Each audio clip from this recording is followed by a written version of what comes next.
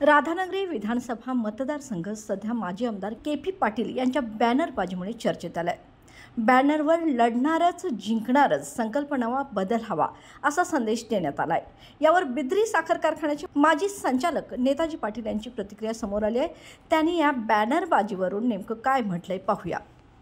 येणाऱ्या विधानसभेच्या निवडणुकीत महाविकास आघाडीच्या माध्यमातून ए.वाय. पाटील साहेबांची मागणी आग्रहाची आहे।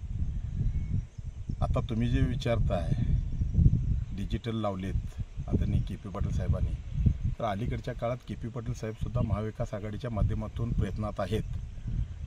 पण महाविकास आघाडीच्या अग्रक्रमानं ए.वाय. पाटलांचा विचार होण्याची शक्यता आहे। ए.वाय. पाटील साहेबांनाच उमेदवारी मिळेल अशी एक आम्हाला आशा आहे। जर महाविकास आघाडीच्या माध्यमातून जर के.पी. साहेब प्रयत्न करायला काय कोणाची हरकत नाही। सर्वच लोक प्रयत्न करतात, लोकशाहीमध्ये सर्वांनाच अधिकार आहे।